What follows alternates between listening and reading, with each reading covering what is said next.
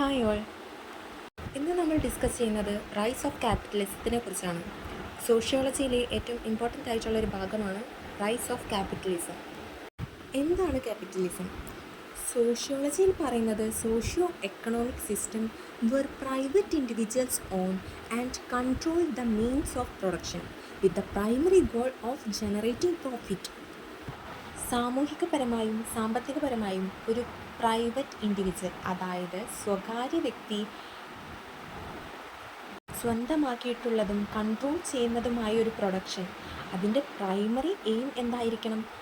Generating profit ആയിരിക്കണം. അതിൽ നിന്നും ഒരു ലാഭം ഉണ്ടായിരിക്കണം. റൈസ് ഓഫ് ക്യാപിറ്റലിസത്തിനെ കുറിച്ച് രണ്ട് സോഷ്യോളജിസ്റ്റാണ് മെയിനായിട്ടും പ്രതിപാദിച്ചിട്ടുള്ളത്, കാൾ മാക്സും മാക്സ് വെബറും. ആദ്യം നമുക്ക് പ്രോഫിറ്റ് കിട്ടിയിരുന്നത് അഗ്രികൾച്ചറൽ സെക്ടറിൽ നിന്നായിരുന്നു. പിന്നെ മുതലാളിത്തത്തിൻ്റെ ഉദയത്തോടുകൂടെ അത് ഇൻഡസ്ട്രിയൽ ഗ്രോത്തിനെ പ്രൊമോട്ട് ചെയ്യുകയും അതിൽ നിന്നും സർപ്ലസ് ജനറേറ്റ് ചെയ്യുകയും ചെയ്തു. ക്യാപിറ്റലിസവും റിലീജിയനും തമ്മിൽ ഒരു ബന്ധമുണ്ട്. അതിനെക്കുറിച്ചാണ് കാൾ മാക്സും മാക്സ് വെബറും പറഞ്ഞിട്ടുള്ളത്. ക്യാപിറ്റലിസത്തിൻ്റെ റൈസിൻ്റെ കോമൺ ഫീച്ചേഴ്സാണ് capitalism essence, agricultural sector decline and surplus fuels industries. അതായത് അഗ്രികൾച്ചറൽ സെക്ടർ ഡിക്ലൈൻ ചെയ്യുകയും പകരം ഇൻഡസ്ട്രിയൽ ഗ്രോത്ത് നടക്കുകയും ചെയ്തു.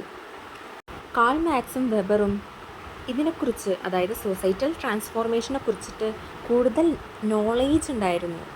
അവർ കൂടുതൽ അതിനു വേണ്ടി വർക്ക് ചെയ്തിട്ടും ഉണ്ടായിരുന്നു. പക്ഷേ കാൾ മാക്സും വെബറും തമ്മിലുള്ള കാഴ്ചപ്പാടിന് വ്യത്യാസമുണ്ടായിരുന്നു.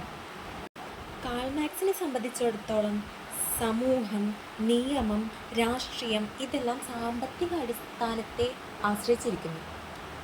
എന്നാൽ മാക്സ് വെബറിനെ സംബന്ധിച്ചിടത്തോളം ഒരു റിലീജിയനും അതിൻ്റെ സാമ്പത്തിക വ്യവസ്ഥയും എല്ലാം ഒരു മനുഷ്യൻ്റെ സ്വഭാവത്തെ സ്വാധീനിക്കുന്നു. കാൾ മാക്സിൻ്റെ കാഴ്ചപ്പാടിൽ മതം എന്ന് പറയുന്നത് മനുഷ്യനെ മയക്കുന്ന കറുപ്പാണ്. ഒരു മനുഷ്യന് ദുരിതവും കഷ്ടപ്പാടും വരുമ്പോൾ അതിൽ നിന്നും മാറി നിൽക്കാൻ മതം ഒരു പരിധി വരെ സഹായിക്കുന്നു.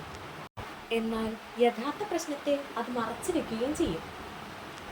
മതം ഒരു പരിധി വരെ മനുഷ്യൻ്റെ ചിന്തകളെ നിയന്ത്രിക്കുകയും അതിൽ ആശയക്കുഴപ്പങ്ങളും ഉണ്ടാക്കുന്നു. മാക്സ് വെബറിൻ്റെ കാഴ്ചപ്പാടിൽ റിലീജിയനും ക്യാപിറ്റലിസവും തമ്മിൽ വലിയ ബന്ധമുണ്ട്. മാക്സ് വെബറിൻ്റെ മെയിൻ ഐഡിയോളജി യുക്തിപരമായ ചിന്തകളും വിശ്വാസത്തെയും അടിസ്ഥാനപ്പെടുത്തിയിരിക്കുന്നു.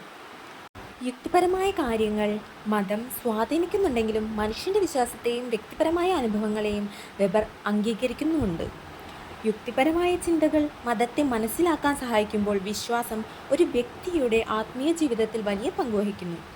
മുതലാളിത്തത്തിൻ്റെ വളർച്ചയിൽ മതപരമായ ചിന്തകൾക്ക് ഒരു പ്രത്യേക സ്ഥാനവുമുണ്ട്. ഇതൊക്കെ അദ്ദേഹം പ്രതിപാദിച്ചിട്ടുണ്ടെങ്കിൽ കൂടെയും മതത്തെ സാമ്പത്തിക വളർച്ചയ്ക്കുള്ളൊരു പ്രധാന ഘടകമായി കാണുന്നില്ല. വെബറിൻ്റെ പേഴ്സ്പെക്റ്റീവ് നോക്കുകയാണെങ്കിൽ റിലീജിയൻ ആസ് ഡ്രൈവിംഗ് ഫോഴ്സ് എന്നാണ് പറയുന്നത്. അതിൽ കുറച്ച് പോയിൻറ്റ്സ് ഉണ്ട്. ഒന്നാമത്തേത് റേഷണൽ ആക്ടിവിറ്റീസ് ലിമിറ്റഡ് ആണ്.